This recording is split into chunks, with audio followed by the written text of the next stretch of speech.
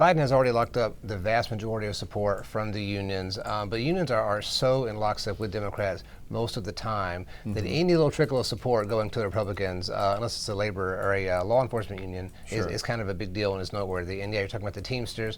They are playing footsie a little bit here with the GOP, giving some donations. They started with giving $45,000 to the Republican National Committee for their convention this summer.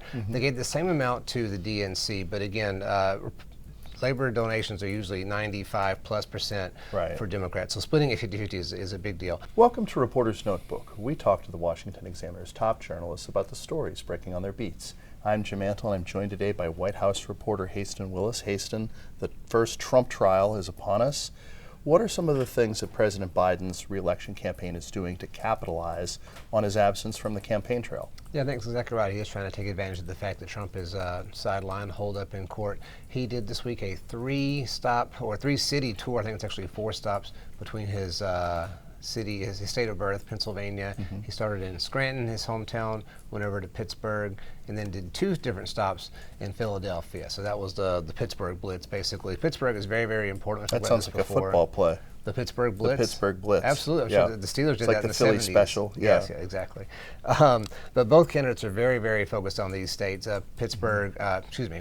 Pennsylvania, Wisconsin, and Michigan. Those are the big 3 Rust Belt states both really want to win. So Biden hit those hard, and his messaging was kind of about how I'm, Scranton Joe, bringing the whole Scranton Joe thing back.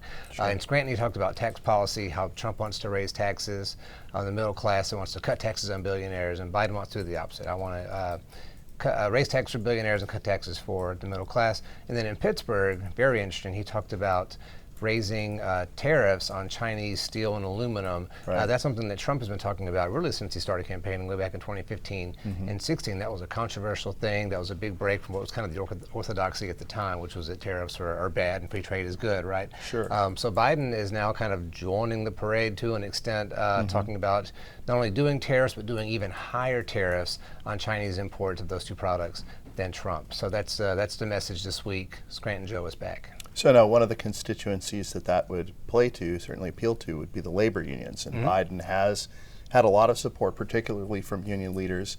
But in terms of one union that's been playing maybe a little bit of footsies with the GOP is the Teamsters. Yeah, and Biden has already locked up the vast majority of support from the unions, but unions are so in lockstep with Democrats most of the time that any little trickle of support going to the Republicans, unless it's a labor or a law enforcement union, is kind of a big deal and is noteworthy. And yeah, you're talking about the Teamsters. They are playing footsie a little bit here with the GOP, giving some donations. They started with giving $45,000 to the Republican National Committee for their convention this summer. They gave the same amount to the DNC, but again, labor donations are usually 95+% for Democrats. So splitting it 50-50 is a big deal. And then they followed that up. They gave $5,000 to Senator Josh Hawley, Republican senator, pretty conservative, from Missouri. Again, $5,000. Not a big amount, but symbolically it's still pretty big. Hawley, really interestingly, has actively courted the support of this union. He met with their president, Sean O'Brien. He's actually joined a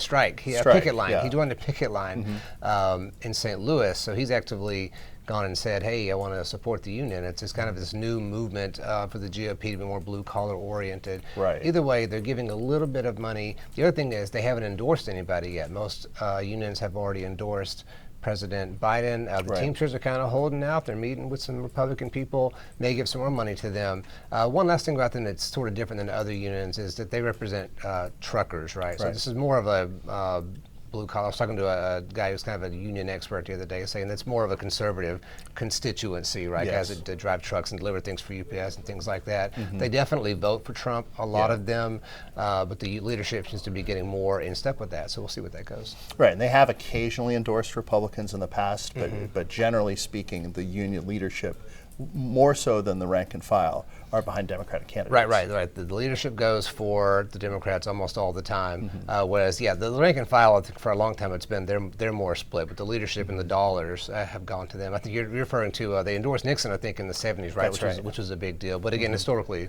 basically an outlier.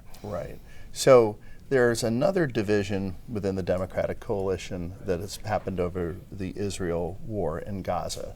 And we've seen an unusual tactic by some of the anti-Israeli protesters against President Biden. Sure, sure. Yeah, these protesters, we talked about this before, they're very fired up. These are pro-Palestinian or anti-Israel protesters, depending on your perspective on what they're doing.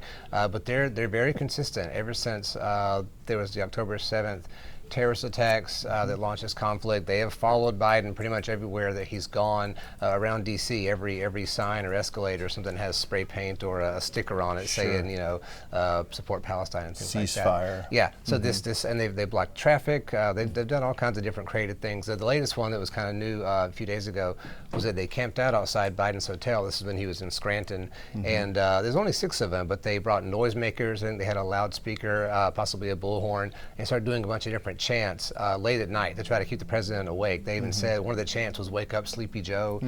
One of them was "I'm your nightmare, Biden." So they were trying to make all this noise. They played music. They played rap music. They played the song "The Boys Are Back in Town" from like the '70s. So just doing whatever they could Lizzy, to make. That's right. Thin Lizzy. Thin right? Lizzy. Thin Lizzy.